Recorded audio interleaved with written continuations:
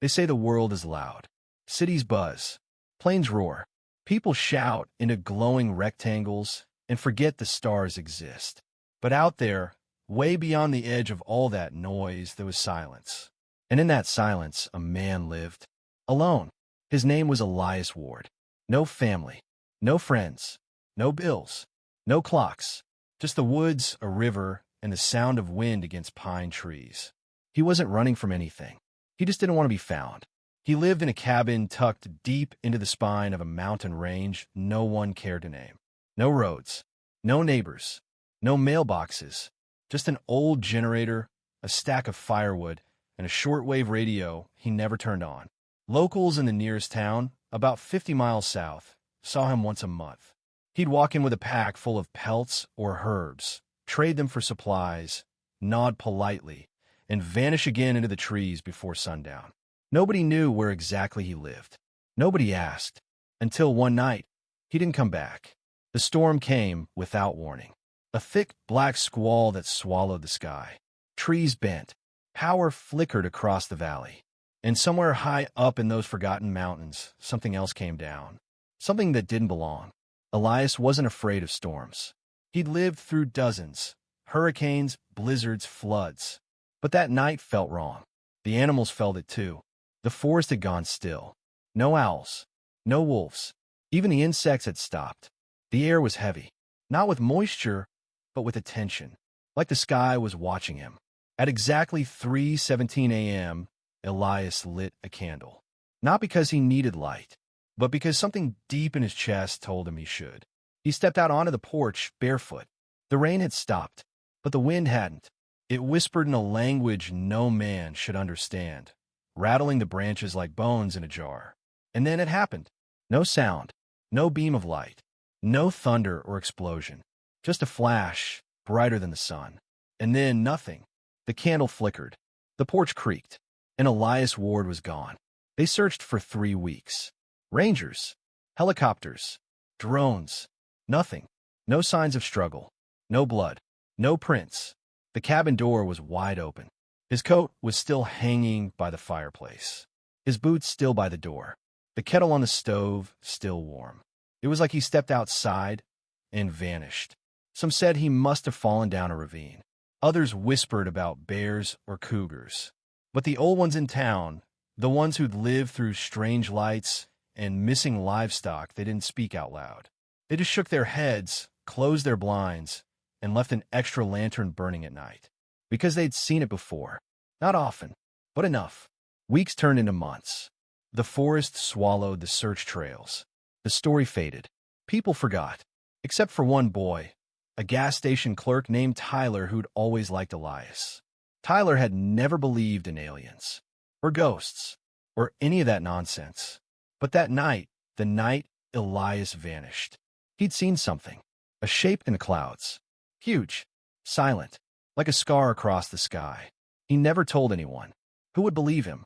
But sometimes, when he closed up the store late at night, he'd stare up at the stars, just to check, just to see if the sky was still quiet.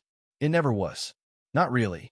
And somewhere, far, far away from that forgotten town, beyond the edge of Earth's atmosphere, in a place where no human should be, Elias Ward opened his eyes.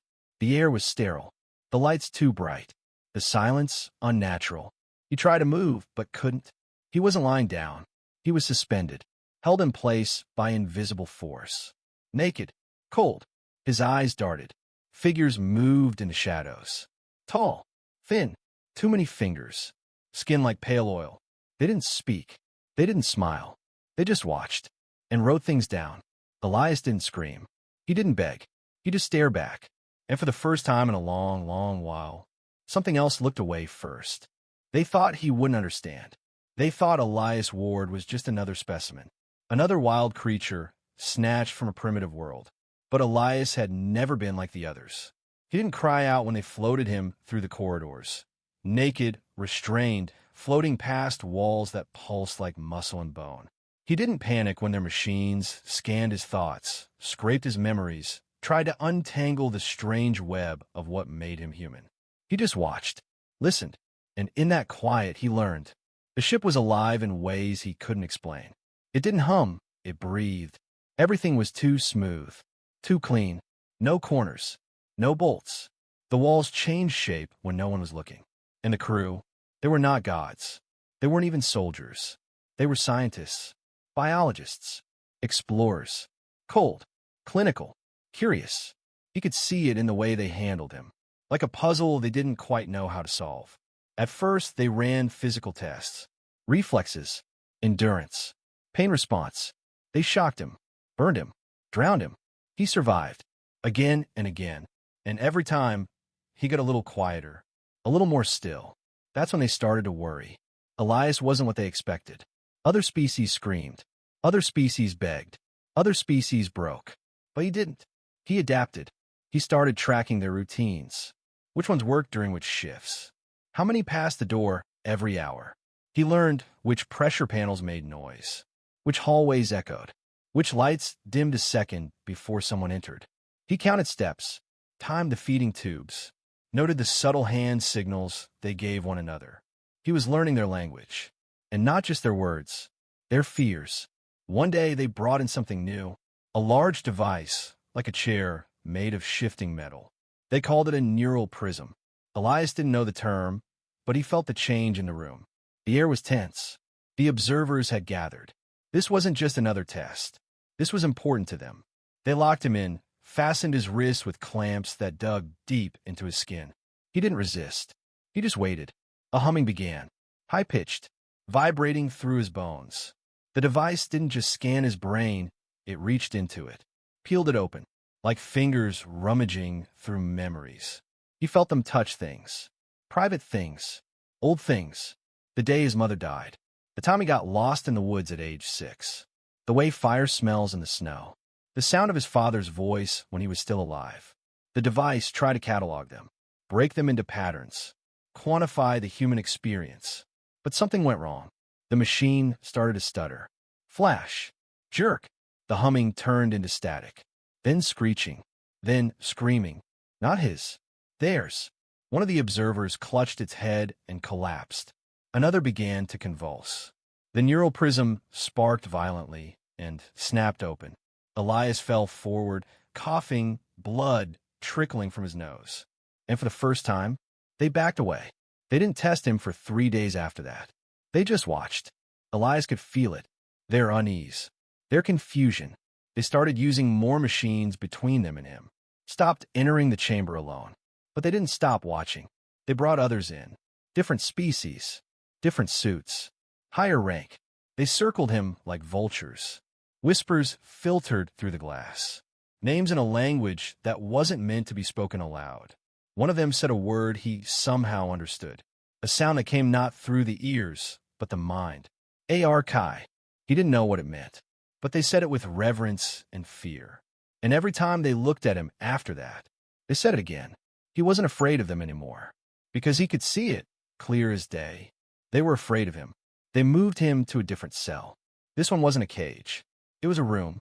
Softer lights. A cot. Water. A strange, nutrient-rich paste he didn't recognize, but ate anyway. A kindness? No. A test. They were waiting to see what he would do when they gave him space. When they stopped hurting him. But Elias wasn't fooled. He knew what they really feared.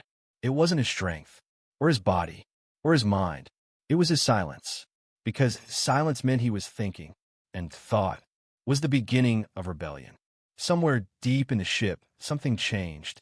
A sensor flickered. A low tone echoed through the halls. Something was waking up. Something the crew didn't understand. They had opened a door that had remained sealed for a long, long time. And behind that door was a memory. Ancient, primal, human. They didn't believe in fate, or instinct, or the soul.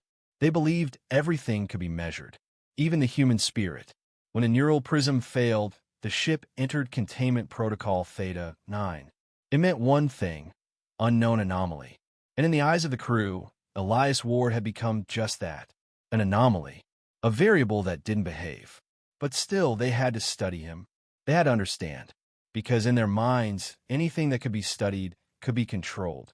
So they started again, this time deeper. They built simulations, entire false realities. They plugged his consciousness into artificial memories, fake environments, hoping to crack his perception. They placed him in a world where his parents were alive, where his cabin never existed, where Earth was just a dream, and they watched as he walked through it, silent, detached, watching the corners, testing the edges, until he found the seams in the illusion, and tore it apart with his mind. Next, they tried emotion. They resurrected the face of a woman he once loved. Not perfectly, just enough to stab him in the chest when she smiled. They made her whisper words she never said. Beg him to stay. Beg him to forget. But he didn't. He stared at her until the simulation flickered, until the lie fell apart. And when the illusion collapsed, Elias laughed. Not loud, not mocking, just a soft breath of knowing. And the ones behind the glass flinched. They escalated. Physical torment, neural fire. They sent needles into his spine and pumped raw emotion into his bloodstream. Rage, grief, terror. Most species break in minutes. Elias endured it for 12 hours. And when they pulled the tubes out, he looked them in the eye and said nothing. They called for the overminds. High-level psionic entities. Not flesh, not bone. Thought given form. Beings older than empires, born in the deep dark between galaxies. One entered his cell without a sound. No body, just presence. A ripple in space that bent the air. It tried to reach inside Elias's thoughts, to map him, to remake him. And for a moment, it succeeded. It saw what he had seen, what he had survived. The death, the isolation, the stillness of the mountain night, the weight of being forgotten. And deeper still, it saw something that should not have been there. A crack, in time, in memory, not his own, but ancient, stored deep inside his DNA. The overmind fled. It didn't walk. It didn't vanish. It escaped, screeching in a frequency that shattered glass across 4 decks. 3 observers bled from their eyes. 1 collapsed, never to wake. And Elias? He stood in the middle of it all, calm, still, human. After that, the crew changed tactics. No more direct testing. No more simulations. They began running remote scans, afraid to get too close, afraid to touch him. And what they found frightened them more.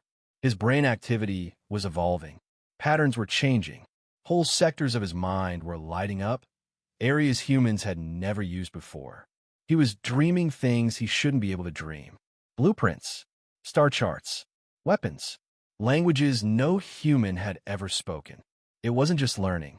It was remembering. Elias Ward, mountain man, hermit, ghost of a forgotten forest, was becoming something else. Something older. Because deep in the spirals of human DNA, something long buried had been sleeping. Waiting. Not magic. Not myth. Not mutation. Just truth. A truth the galaxy had tried to forget. The experiments didn't break him. They unlocked him. The aliens had believed humans were simple, wild, a young race from a violent world. But now, as they studied Elias, they began to understand. Humanity was not weak. It was dormant, a storm waiting in stillness. And then the whispers began. It started small. A technician reported hearing footsteps behind him in an empty corridor. Another swore she heard someone breathing, even though her suit was sealed. Doors opened on their own. Lights dimmed when Elias stared at them. He hadn't moved. He was still in his cell. But the ship felt different. Tense. Off balance. Like something ancient was stretching its limbs after a long sleep. And everywhere he went, the shadows followed. He wasn't attacking them. Not yet. But he was changing the rules. His silence was no longer passive. It was deliberate. A choice. The kind you make right before the storm hits. And far below the main decks, in the quietest corners of a ship, low-ranking crew whispered rumors. That Elias wasn't a man anymore. That he had become a conduit. A vessel. That something was using him. Speaking through him. Not with words, but with presence. And worse, some began to believe it wasn't alien at all. It was human. The original kind. The kind the stars themselves once feared. It started with the lights. Not all at once. Just flickers. In the corners. In the labs. In the hallways no one liked to walk alone. A flicker here. A static buzz there. Enough to make the technicians tap their visors. Reboot systems. Blame old wiring. But the ship was perfect. It wasn't supposed to fail. Not ever. Then came the sounds. Scratches in the walls. Rhythmic. Purposeful. Like someone counting or carving. No one could trace it. No one could stop it. Sometimes the scratches stopped when someone entered the room. Other times they got louder. Crew reported cold spots, sudden nosebleeds, dreams they couldn't explain, and always in the corner of their minds. The man, still locked away, still silent, still watching. By week 2, half the ship refused to patrol Deck 7. That's where they kept Elias. It had the strongest gravity fields, the deepest shielding, the most advanced surveillance in the fleet. But it felt wrong. The air was thicker there. Time moved slower, and people started disappearing. One guard, stationed outside Elias's cell, simply stopped responding. When backup arrived, they found his helmet split open on the inside.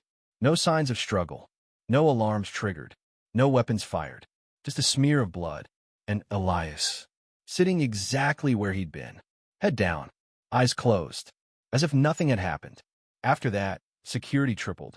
They brought in psionic dampeners, null fields, soundproof barriers. But the fear didn't stop, because even when they couldn't see him, they felt him, in their dreams, in their bones, like gravity bending the soul. The whispers spread like infection. Crew began reporting hearing Elias speak, even when he never opened his mouth. He whispered in languages they didn't know. Sometimes it was their own name. Sometimes it was numbers. Sometimes it was just laughter. One officer tore out her own comms implant, screaming that he was inside her head. Another tried to evacuate in a shuttle and crashed it into the side of the docking bay. No navigation errors. He just aimed wrong. When they pulled his body from the wreckage, his eyes were still wide open, and his mouth was moving, repeating the same word, over and over. Remember. The overseers began to panic. They stopped calling Elias a subject. They started calling him it. They moved the crew to higher decks, isolated the section, even shut down entire wings of the ship. But it didn't help, because the whispers weren't coming from him anymore. They were coming from the ship itself. Lights pulsed in rhythm with his heartbeat. Doors opened when he blinked. Monitors flickered with images of Earth, places he'd never told them about. A river in spring. A pine tree struck by lightning. The curve of a cabin roof under falling snow. The ship wasn't just breaking. It was changing, becoming something else, becoming his. Some crew believed the ship was haunted. Others believed Elias was some kind of god. But the ones who knew history knew better, because buried deep in ancient records, long before the current empires, before the star federations, before light-speed travel, there were stories of a species that didn't just fight back. They changed the battlefield, turned machines against their masters, turned ships into weapons of will, turned fear into a language only humans could speak. Those stories always ended the same way, not with war, but with retreat, with entire fleets vanishing into silence. And the whisper of one name, human. Elias wasn't alone in that cell. Not anymore. Something else was with him. Not a ghost, not an alien, not a demon. Something that had always been there. Sleeping, waiting, watching. A part of humanity that evolution had forgotten, but memory had kept. A piece of the first fire, the first death, the first time a human looked up at the stars and promised to reach them. Deck 7 was abandoned. No one would go down there, not even the overminds. They had learned what fear was. Not just fear of pain, but fear of the unknown. The terrifying, aching truth that something in their careful, scientific galaxy had gone horribly and permanently wrong. And yet, Elias remained still. He didn't break out, didn't scream, didn't demand. He waited, because he knew something they didn't. He knew they weren't in control anymore. He was. And the longer they left him there, the worse it would become. Not just for the ship, but for everything beyond it. The aliens had thought they abducted a man. But what they really did was open a door that had stayed shut for eons. And now, with every flicker of light, every vanished crewman, every whisper in the metal walls, that door was swinging wider. And on the other side, something was smiling. It began with a heartbeat, not Elias's, the ship's, a deep, slow pulse that echoed through the walls like a drum buried under the floor. Thud, thud. No systems detected it. No scans could find it. But everyone heard it. Even those 4 decks above, sealed away from Deck 7. It vibrated in their bones, like something ancient was waking up. At first, they thought it was another hallucination, another symptom of proximity to the subject. But then the lights began to dim, one by one, not flickering, not failing, just bowing. Doors that had remained sealed for weeks began unlocking, slowly, gently, like petals unfolding. Security drones shut down mid-patrol. Gravity fluctuated. A low tone filled the air, too low to hear, but deep enough to feel. And then, the cameras in Elias's cell went black.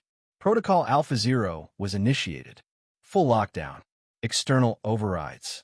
Emergency override ships prepped for launch. But the ship didn't respond. Because the ship wasn't theirs anymore. It was his. When they finally opened the surveillance feed, the cell was empty. The restraints lay open. Not broken. Released. The cot had burned. No flames. Just a fine gray ash in the shape of a man who had waited long enough. There was no sign of forced exit. No breach. Elias Ward had simply left.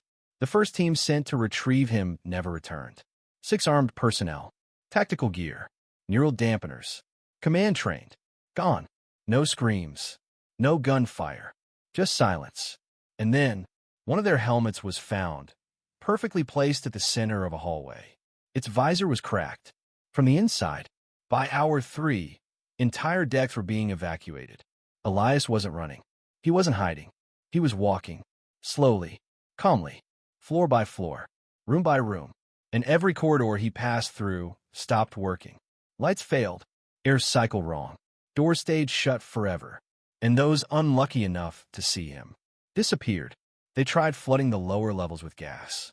Did nothing. They tried using psionic suppression fields. Did nothing. They even tried venting sections of the ship into space. But by then, the ship wouldn't listen. It obeyed him now. He reached the main AI core by hour 5. 10 guards waited, all armed with non-lethal disruptors, prepared for close-quarter combat. What happened next was recorded on a single remaining drone. The footage was never released, but fragments were leaked. No one could explain how he moved. He didn't run. He didn't jump. He simply appeared closer, and then closer, and then inside the room. And when he looked at the guards, just looked, they dropped their weapons. Not out of mercy, out of instinct, because somewhere, buried in the core of their brains, a signal fired. Submit. One of them tried to speak, to negotiate, but his throat closed mid-sentence. Not crushed, not injured, just silenced, because Elias wasn't interested in deals. He had already won. The AI core recognized him. It shouldn't have. It wasn't programmed to. But when Elias stepped into the chamber, the core shut down all alarms and greeted him in English. Welcome back. He placed one hand on the console, and every system across all levels surrendered. The ship went dark. Not dead, just quiet, like a beast curling beside its master. Not conquered, claimed. There were survivors. Not many. Some fled in escape pods. Others locked themselves into cryogenic chambers, hoping time would forget them. But most didn't make it. Not because Elias killed them, but because they couldn't understand him. And in the face of that, they simply broke. When the High Command finally received a partial distress signal, it was already too late. A whisper over static. A single phrase. He walks now. And then nothing. No wreckage. No explosion. No trace. Just a blank spot on the star maps where a flagship used to be. As if reality itself had erased the evidence. But some say the ship still flies. Silent. Hidden. Slipping between systems like a ghost. Not seeking revenge. Not bringing war. Just watching. Listening. Like Elias used to do. Before the abduction. Before the tests. Before they woke up something they couldn't put back to sleep. They thought they'd capture a man. But all they did was open a door that led inward. Into the oldest parts of humanity. The parts they forgot existed. But he remembered. Elias Ward was never extraordinary. He didn't build ships. Didn't win wars. Didn't lead nations. He chopped wood. Boiled tea. sat by a river, and let the silence fill his lungs. But beneath the quiet, something ancient waited, not in his soul, in his blood. Because Elias wasn't just a man. He was a descendant.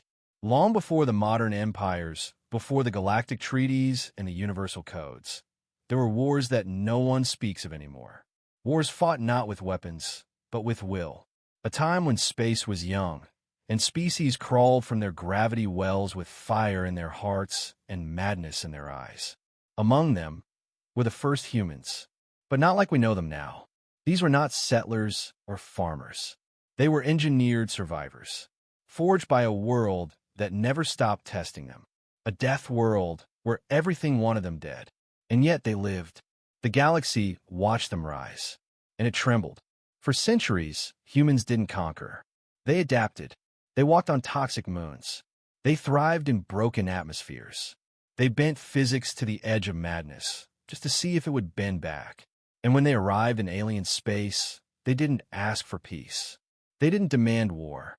They simply stood there and waited for the rest of the galaxy to decide what it would do about them.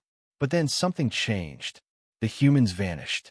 Not all at once, but slowly, system by system, ship by ship. They folded their technology in on itself, wiped their records, burned their stars, and retreated, not in defeat, but in choice. Some say it was to protect the galaxy. Others say it was punishment. But the truth was simpler and far more terrifying. They knew what they were becoming, and they were afraid of themselves. But not all of them left. A few stayed behind, not in cities, not in colonies, but in bloodlines, silent, waiting, disguised as ordinary, like Elias Ward. When a neural prism scanned him, when the experiments dug into his DNA, they didn't awaken a power. They removed the seal. And behind that seal was a memory so old it had no name. Not magic, not evolution, not science. Something deeper. The human signal. The aliens called it AR-Chi. Not a species, not a myth, a warning. It was encoded into their cultural memory like a scar. A symbol passed down from empire to empire, etched in old ruins, whispered in broken data streams. A figure made of shadow and flame. A being who walked into their strongest fleets and turned them into graves. They thought it was legend, until they met Elias. He didn't gain power. He remembered it. The ancient instincts, the tactical vision, the ability to feel systems, to bend machines by presence alone. Not a trick, just heritage. The way salmon remember the stream. The way birds fly south without maps. The human signal wasn't magic. It was a return to what humans were before they chose to forget. And in that moment, aboard a dying ship in deep space, the galaxy's fear was reborn. The survivors told what they could. They described Elias not as a monster, not as a god, but as a reminder that humans, real humans, were never meant to be contained, because they don't just adapt to their environment. They change it.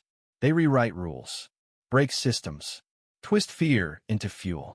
And when cornered, they don't break. They become something else. High councils debated extermination protocols, purges, culls, preemptive strikes on Earth. But no one could agree, because deep in their bones, even the most powerful species remembered. The last time they tried that, the stars burned, and Earth, still quiet, still primitive, still unaware. But maybe that's the point. Maybe humanity has always known what it is, and just pretended not to remember. Maybe the greatest lie ever told was that humans were weak. Elias Ward didn't escape. He didn't run. He returned, not to reclaim his life, but to prepare. Because something is coming. Something the galaxy tried to bury long ago. And now, thanks to one abduction, it remembers. He could have destroyed them all. Every last one. The ship was his.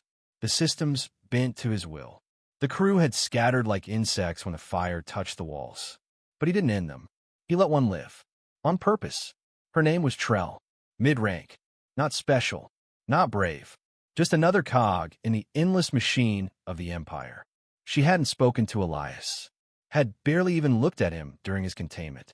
But when the silence settled, when the last alarms fell quiet, and the ship dimmed like a setting sun, he found her. hiding in an unused corridor, shaking, mute. She expected death, but Elias simply stood there, watching, not judging, not threatening, just present, the way a mountain is present, the way a storm waits just beyond the horizon. He stepped closer, knelt, and for the first time, he spoke. His voice was low, rough, like stone pulled across gravel, but it carried, not in volume, in weight. "You were never the enemy," he said. Trell trembled. She couldn't understand the language, but her mind felt it, like a memory not her own. And then he leaned forward and pressed something into her hand. A cube. Small, simple, metallic. She didn't know what it was, but the moment she touched it, she remembered Earth. Not the data files, not the cold planetary records. She felt it. The air, the gravity, the sound of leaves brushing against the cabin wall. A memory that wasn't hers, but now lived in her bones. Elias turned and walked away. No guards, no force fields, no need, because the message had been delivered, and she would carry it. Trell drifted alone in an escape pod for 3 standard days. No food, no NAV beacon, but the cube glowed steadily, pulsing like a heartbeat. And when a patrol ship found her, she wasn't crying. She wasn't screaming. She was staring, eyes wide open, mouth whispering the same word again and again. "He's awake." They thought she was mad, until they accessed the cube. What they saw wasn't a message. It was a memory, raw, unfiltered, not just images but emotion, instinct, pressure, thousands of years of human experience. Fear, joy, grief, victory, fire, silence, all condensed into a pulse, a heartbeat, a warning. The cube was passed to higher command, then to the Central Council, then to the Ancient Ones, those who remembered things the rest of the galaxy had chosen to forget. And every time it changed hands, the room grew colder, the light dimmer, because it wasn't just a story, it was recognition. They'd felt this before, long ago, in the old wars, before the treaties, before the maps, when human ships carved words into moons. We are still here. The council debated retaliation, containment, erasure, but no one volunteered to lead it, because in every room, in every mind, the question was the same. What if there are more like him? What if Earth isn't silent because it's weak? What if Earth is silent because it's waiting? They ran a scan on the planet, deep, focused, invasive. And what they found terrified them more than warships. There was no sign of coordinated military threat, no evidence of mass psychic fields, no technological empire beneath the surface. Just a species, living, struggling, wandering in its own chaos. But beneath the chaos, stillness, a quiet like Elias had before he was taken. And if one like him existed in a mountain cabin no one cared to chart, how many more were sleeping? How many more remembered? The Empire issued a classified directive. No more abductions, no more experiments, no contact. Earth was to be observed, but never touched. Not until they understood what Elias was, and what he might have become. Some wanted to warn Earth. Others wanted to erase it. But the wise ones, the ones who'd fought in the old wars, said nothing. They just looked at the cube, at the flicker of stars reflected in its surface, and whispered back, not with fear, but with respect.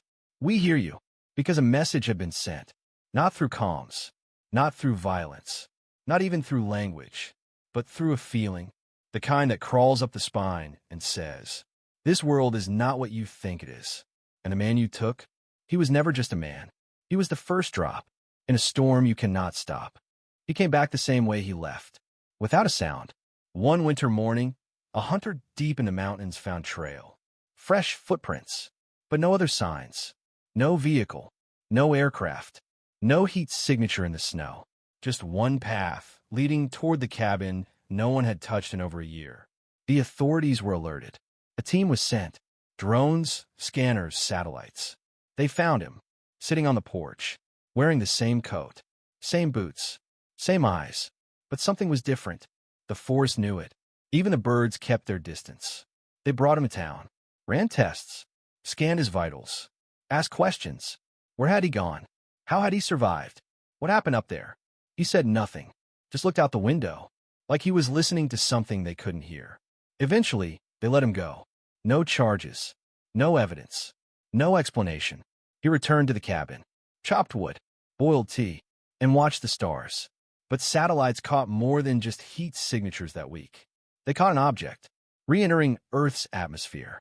Silent, controlled, slipping past defense networks like they weren't even there. No trail, no debris, just a return. And from that day forward, things changed. Storms shifted course. Animals migrated strangely.